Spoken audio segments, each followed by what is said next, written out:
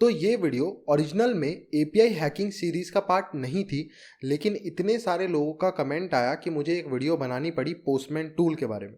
तो इस वीडियो में हम देखने वाले हैं कि पोस्टमैन टूल है क्या। पहले ग्राफिकली आपको समझाऊंगा, उसके बाद मैं प्रैक्टिकली करके दिखाऊंगा, यूज़ करके दिखाऊंगा पोस्टमैन टूल को यूज़ कैसे करते हैं। अब पोस्टमैन को समझने से पहले आप लोगों के दिमाग में ये बिल्कुल अच्छे से क्लियर हो जाना चाहिए कि एपीआई है क्या और एपीआई टेस्टिंग है क्या। तो इस वीडियो में सबसे पहले मैं आप लोगों को ये समझाने वाला हूँ कि एपीआई क्या है और एपीआई टेस्टिंग से हमारा मतलब होता क्या है। तो यहाँ पे सबसे पहले हम समझना शुरू करते हैं कि एक्चुअली में एपीआई क्या होती है। तो लेट्स एज्यूम हमारे पास एक वेबसाइट है, ठीक है, एक नॉर्मल सी वेबसाइट है। अब क्योंकि आप लोग एक सिक्योरिटी के अंदर, डोमेन के अंदर हो, आईटी डोमेन के अंदर हो, तो आप लोगों को पता होना चाहिए कि वेबसाइट नॉर्मली काम कैसे करती है। एक नॉर्मल जाने के लिए वेबसाइट सिर्फ इतनी सी होती है, लेकिन आप लोगों को पता होना चाहिए वेबसाइट काम कैसे करती है। बहुत सिंपल है कि मैं वेबसाइट पे अगर कोई भी एक्शन परफॉर्म कर रहा हूँ तो उसकी रिक्वेस्ट जाएगी सीधा सर्वर के पास। सर्वर उसको एनालाइज करेगा और देखेगा कि वेबसाइट पे क्या चीज़ होनी चाहिए उस एक्शन के बदले में। अगर मैंने कोई बटन दबाया तो क्या चीज़ मुझे दिखनी चाहिए, और उसका रिस्पॉन्स क्रिएट करके मुझे वेबसाइट पे दिखाई देगा वापस। ठीक है, बहुत सिंपल ही वेबसाइट ऐसे काम करती है। सबको पता है कि हमारी जो रिक्वेस्ट होती है वो सर्वर के पास जाती है, सर्वर एनालाइज करता है और रिस्पॉन्स हमारे को लाके देता है। ठीक है, अब ये नॉर्मली वेबसाइट ऐसे काम करती थी, लेकिन हम लोग हैं इंसान, हमारा दिमाग है खुरापाती।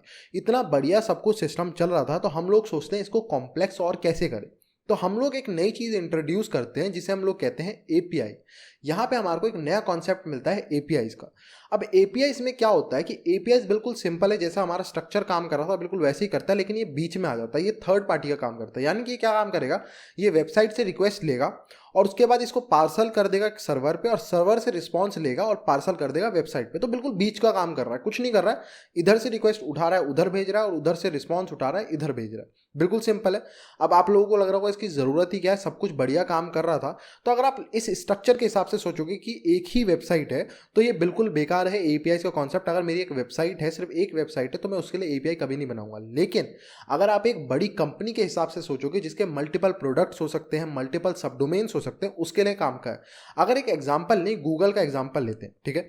अब गूगल की हम बात करते हैं तो गूगल में अगर आप सोचोगे, गूगल का एक नॉर्मल वेब ब्राउजर में हम उसका सर्च इंजन यूज़ कर सकते हैं, वेबसाइट पे जाके google.com पे और चीज़ें सर्च कर सकते हैं। सेम इनका एक मोबाइल एप्लीकेशन भी आता है, उसमें हम क्या काम कर सकते हैं, बिल्कुल सेम काम करते हैं, बस वो मोबाइल पे रन करता है ना।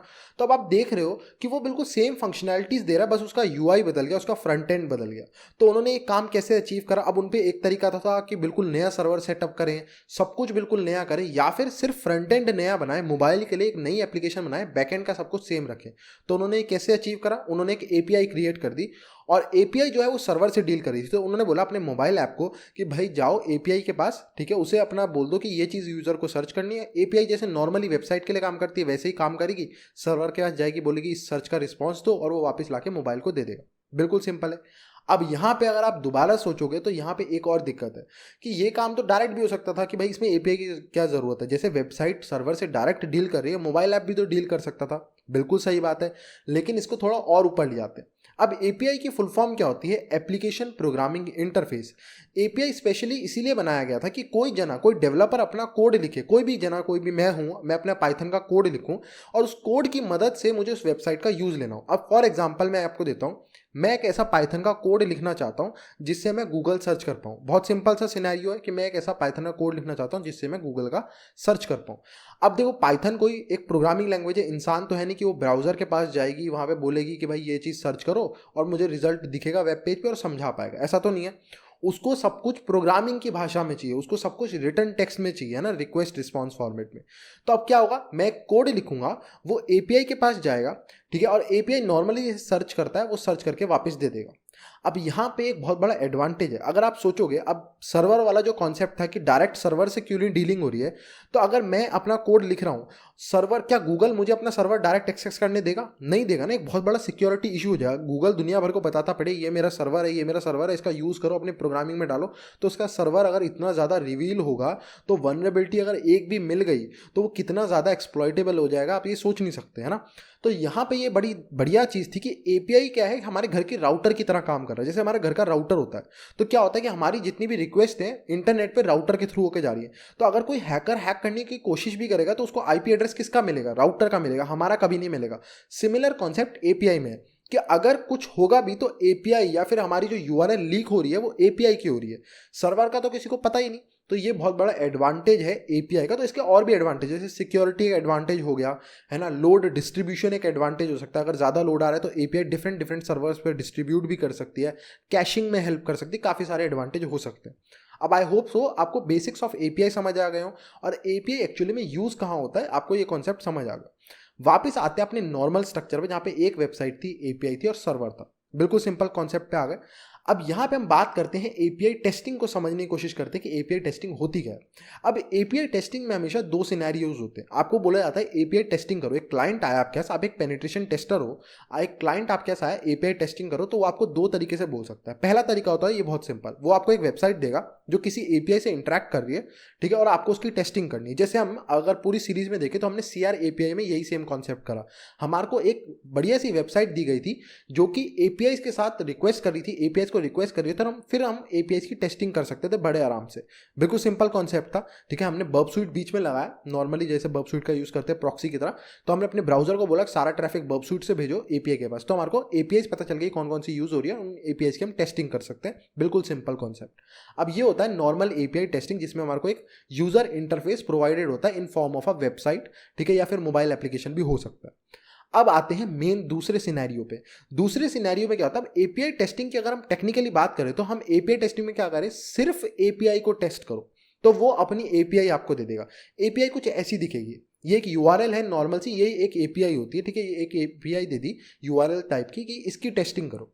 तो अब आप इसकी टेस्टिंग कैसे करोगे, ठीक है। उसने आपको कोई यूआरएल, कोई आपको यूआई नहीं दिया, कोई वेबसाइट नहीं दी, उसने कहा ये मेरी एपीआई है, मैं आपको अपनी वेबसाइट नहीं बताना चाहता, मैं मोबाइल ऐप नहीं, मैं आपको डायरेक्ट एपीआई दे रहा हूँ अपनी, इसकी टेस्टिंग करो। तो अब आप लोग कहोगे, देखते ही पता चल रहा है एक यूआरएल, तो आप कहोगे तो बहुत सिंपल है, मैं सीधा ब्राउजर में जाऊंगा, इसको पेस्ट करूंगा और एंटर मारूंगा, ठीक है। अब आप ब्राउजर में जाके बिल्कुल सेम आप यहाँ पे काम कर सकते हो, एंटर मारोगे और आपके यहाँ पे एपीआई जो है उसका रिस्पॉन्स दिखेगा।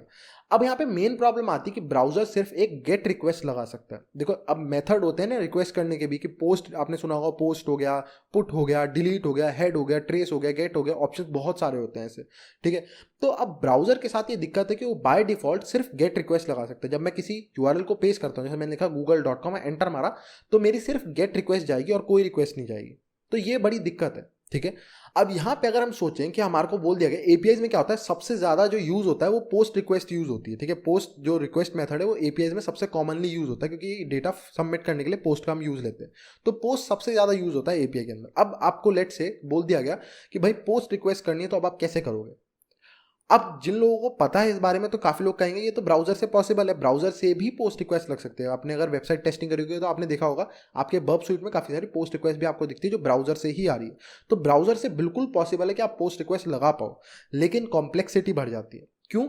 क्योंकि अगर आपको ब्राउजर से पोस्ट रिक्वेस्ट लगानी है तो आपको या तो आपको HTML का पूरा कोड लिखना पड़ेगा, जो कोड में आपको बताना पड़ेगा कि इस पर्टिकुलर यूआरएल पे एक पोस्ट रिक्वेस्ट लगाओ। ये HTML कोड के बिना पॉसिबल नहीं है। या तो HTML कोड लिखो या फिर आप जावास्क्रिप्ट का कोड भी लिख सकते हो, वो और कॉम्प्लेक्स हो जाएगा। HTML का तो फिर भी बेसिक कोड होता है, फिर आपको जावास्क्रिप्ट इंक्लूड करनी पड़ेगी, वो और ज़्यादा कॉम्प्लेक्स होती जाएगी चीज़ें, ठीक है। अब ये पोस्ट का एग्जाम्पल था, आप पोस्ट इससे कर सकते हो। लेट्स एज्यूम उसने पुट रिक्वेस्ट बोल दिया आपको, तो अब आप क्या काम करोगे। अब HTML की कोडिंग से पॉसिबल नहीं है कि आप पुट रिक्वेस्ट मार पाओ। अब आपको बिल्कुल जावास्क्रिप्ट का बड़ा कोड लिखना पड़ेगा, वो और डिफिकल्ट हो जाएगा। अब अगर आप एक क्लाइंट के हिसाब से सोचोगे तो क्लाइंट एक बड़ी कंपनी है, उसकी एक एपीआई तो होगी नहीं, उसकी 100 एपीआई होंगी लेट से। तो अब आप कैसे काम करोगे। अब या तो आप कर्ल का यूज ले सकते हो ये सब काम करने के लिए, लेकिन 100 डिफरेंट एपीआई की टेस्टिंग करना कर्ल से बहुत महाभारत है, बेकार ऑप्शन।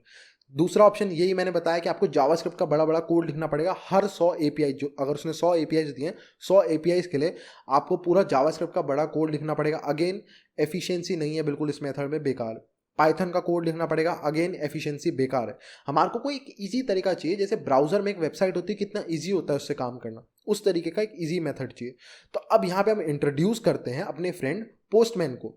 तो पोस्टमैन क्या काम करता है अब ये समझते हैं। पोस्टमैन एक ब्राउजर है, जैसे एक वेबसाइट थी हमने देखा था यूआई था फ्रंट एंड, ये यूआई प्रोवाइड करता है फ्रंट एंड, ठीक है। तो ये बिल्कुल आप ब्राउजर समझ सकते हो। पोस्टमैन काफी लोग सोचते हैं एक सिक्योरिटी टेस्टिंग टूल है, बर्ब सूट को रिप्लेस करने के लिए बना है, वीएपीटी में यूज होता है। भाई इसका कोई सिक्योरिटी डोमेन से लेना देना है ही नहीं, इसमें कोई सिक्योरिटी फीचर नहीं है, ये सिक्योरिटी के लिए बना ही नहीं है, ये आप लोगों के लिए है ही नहीं। काफी लोग ये सोचते हैं कि ये सिक्योरिटी से इसका लेना देना है, इसका वीएपीटी सिक्योरिटी डोमेन किसी चीज से कोई लेना देना नहीं है, ठीक है, ना ही एपीआई टेस्टिंग से इसका लेना देना। तो अब हम बात करते हैं कि ये है क्या चीज। तो अगर हम बात करें तो पोस्टमैन बिल्कुल ब्राउजर की तरह है, बिल्कुल सेम आप अपने क्रोम फायरफॉक्स की तरह समझ सकते हो, लेकिन इसमें एक छोटा सा डिफरेंस है। तो यहाँ पे क्या होता है कि जैसे आप पोस्टमैन खोलोगे तो पोस्टमैन आपसे बोलेगा यूआरएल दो, आप उसमें यूआरएल डालोगे, जैसे ये वाली यूआरएल हमारे को दी गई है। इसका एक एडवांटेज ये है कि ये आपसे पूछता है कि कौन से मेथड से रिक्वेस्ट करनी है। तो ब्राउजर में आपको ये ऑप्शन नहीं मिलता कि आप कौन से मेथड से रिक्वेस्ट, या तो आप गेट से करोगे, वरना आपको पोस्ट से करनी है तो आपको कोड लिखना पड़ेगा, पुट से करनी है तो जावास्क्रिप्ट का कोड लिखना पड़ेगा, जो कि बहुत कॉम्प्लेक्स हो जाता है। यहाँ पे पोस्टमैन आपको बेनिफिट देता है। तो पोस्टमैन को आप ऐसे समझ सकते हो, postman is a browser which gives you an additional feature of selecting HTTP method, कौन सा यूज करना है आपको रिक्वेस्ट के साथ, पोस्ट, गेट, पुट, कौन सा मेथड आपको यूज करना है वो आप इसमें बता सकते हो, डिफाइन कर सकते हो। इतना हेल्प आपको करता है पोस्टमैन। समझ आया? अब मैंने आपको बोला देखो भाई इसका सिक्योरिटी से कोई लेना देना नहीं, तो आपने रिक्वेस्ट कर सकते हो इससे, ठीक है, आपको रिस्पांस दिखेगा, रिक्वेस्ट करोगे रिस्पांस इससे दिखेगा, तो ये आपको सिर्फ एक फ्रंट एंड प्रोवाइड कर रहा है, एक वेबसाइट की तरह, एक ब्राउजर की तरह। टेस्टिंग नहीं हो सकती। टेस्टिंग कैसे होगी? अगेन क्योंकि मैंने बताया ये एक ब्राउजर की तरह है, ब्राउजर में आपको पता है एक प्रॉक्सी का ऑप्शन होता है जिससे हम बर्ब स्यूट को सेटअप कर सकते हैं। तो सिमिलरली यहाँ पे भी हम बर्ब स्यूट को सेटअप करते हैं जब एपीआई की टेस्टिंग करनी होती है। तो मैं पोस्टमैन को बोलूंगा जिस भी मैं रिक्वेस्ट को कर रहा हूं उसको बर्ब स्यूट के थ्रू भेजो, बर्ब स्यूट पे प्रॉक्सी करके भेजो, ताकि मेरे को जो एपीआईज हैं वो मेरे को बर्ब स्यूट की एचटीटीपी हिस्ट्री में दिखने लग जाए, फिर मैं उनकी बर्ब स्यूट में ही टेस्टिंग करता हूं। अब आपको मेरे ख्याल से काफ़ी पिक्चर क्लियर हो जाएगी कि पोस्टमैन का यूज़ कहाँ लिया जाता है। ना ये कोई सिक्योरिटी टेस्टिंग टूल है, ना वीएपीटी में यूज़ लिया जाता है, इसका यूज़ लिया जाता है एज अ ब्राउज़र। क्योंकि जब हमारे को खाली एपीआई दी जाती हैं विदाउट एनी फ्रंट एंड, तो हमारे को कोई ऐसा फ्रंट एंड चाहिए जिससे हम उस एपीआई पे रिक्वेस्ट लगा पाएँ with our desired HTTP method. Main यहाँ पे पॉइंट फंसता है एचटीटीपी मेथड का। पोस्टमैन हमारे को एक ऑप्शन देता है कि आप अपने कोई भी HTTP मेथड सेलेक्ट कर सकते हो, गेट, पुट, पोस्ट, और उससे रिक्वेस्ट लगा सकते हो, जो ब्राउजर हमारे को नहीं देता। ब्राउजर में कल को ये फीचर आ जाता है लेट से, ये पोस्टमैन का काम खत्म हो जाएगा, पोस्टमैन उस दिन डेड हो जाएगा। समझ गए इतनी सी बात को? आई होप सो ये क्लियर हो गया। अब हम समझते हैं इसका प्रैक्टिकल पोस्टमैन को यूज़ कैसे करते हैं। मैं आपको दिखा भी देता हूँ, बिल्कुल सिंपल है, आपको समझ आ जाएगा ईजिली। तो हम आ गए हैं ब्राउज़र पे, ठीक है। ब्राउज़र पे आने के बाद मैंने एक नॉर्मल सी छोटी सी एपीआई लिखी है पाइथन फ्लास्क की मदद से, मैं उसी का यूज़ लूँगा आप लोगों को समझाने के लिए, ठीक है। ये आप वेबसाइट मत समझना, मैंने वेबसाइट जो रखा है नाम tce.local, ठीक है, ये कोई वेबसाइट नहीं है, ये मैंने खुद बनाई है, तो आप लोगों को नहीं मिलेगी। तो यहाँ पे मैंने क्या रखा है, API/यूज़र, ये एक एंड पॉइंट है जिस पे हम रिक्वेस्ट मार सकते हैं। जैसे मैंने इस पर रिक्वेस्ट मारा तो इसने मुझे रिस्पॉन्स में क्या भेजा, this is a get request. ये बता रहा है, ये एपीआई क्या काम करती है, बताती है कि सामने से कौन से मेथड से रिक्वेस्ट आई है। तो इसने बताया, नॉर्मली जब मैंने ब्राउजर में से एपीआई को खोला तो इसने गेट रिक्वेस्ट मारी सामने, ठीक है, सर्वर पे, तो उसने बता दिया this is a get request. अब लेट से कि मेरे को यहाँ पे एक पोस्ट रिक्वेस्ट लगानी है, इसको तो मैं ब्राउजर से कैसे लगा सकता हूँ। अब उसके लिए मैंने आपको बताया HTML का कोड लिखना पड़ेगा। वो कोड मैंने लिख रखा है, मैं आपको दिखाता हूँ। बहुत सिंपल सा एक कोड होता है अगर आपको पोस्ट रिक्वेस्ट मारनी है। तो मैं यहाँ पे क्या काम करता हूँ, फाइल प्रोटोकॉल का यूज लूंगा। एक फाइल खोलने के लिए मैंने HTML का कोड लिख रखा है, रूट के अंदर, पोस्टमैन के अंदर, रिक्वेस्ट .html एक मैंने फाइल लिखी है। एंटर मारते हैं, ये HTML की फाइल है। यहाँ पे एक सबमिट बटन है, मैं इसका कोड दिखाता हूँ आपको, व्यू पेज सोर्स। ये सिंपल था, मैंने एक HTML का कोड लिखा है। इस कोड में मैं यहाँ पे क्या काम कर रहा हूँ, मैंने यहाँ पे एक फॉर्म बनाया है, और ये फॉर्म क्या काम करेगा, जैसे ही ये फॉर्म सबमिट होगा, जैसे ही सबमिट होगा, ये एक्शन परफॉर्म करेगा। क्या, इस वेबसाइट पे जाके रिक्वेस्ट करेगा, कौन से मेथड से, पोस्ट मेथड से। तो जैसे ही मैं सबमिट का बटन दबाऊंगा यहाँ पे आके, क्या होगा, एक पोस्ट रिक्वेस्ट लग जाएगी। क्लियर हो गई इतनी बात, यही हमारे को करना था। अब आप सोचो यहाँ पे पुट रिक्वेस्ट डाल दूं, डिलीट डाल दूं, तो ये पॉसिबल नहीं है। सिर्फ पोस्ट यहाँ पे अलाउड होता है, या तो गेट या पोस्ट, उसके अलावा आप कुछ नहीं कर सकते यहाँ पे। तो यहाँ पे पुट भी सपोर्ट नहीं होता, उसके लिए अलग से आपको जावास्क्रिप्ट का कोड लिखना पड़ेगा।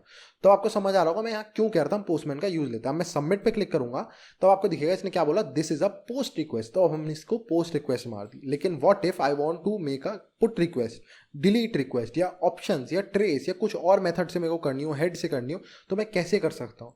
अब वहां पे हमारे को यूज आएगा हमारे पोस्टमैन का। तो मैं यहाँ पे यूआरएल को कॉपी करता हूँ, इस यूआरएल पे मेरे को रिक्वेस्ट लगानी है। तो मैं वापस जब चलते हैं पोस्टमैन को ओपन करते हैं, तो जब आप लोग पोस्टमैन को डाउनलोड करके इंस्टॉल वगैरह कर लोगे तो ऐसे खुलेगा पोस्टमैन। बहुत सिंपल है, आपको लॉगिन वगैरह कुछ करने की जरूरत नहीं, सीधा skip and go to the app click करेंगे।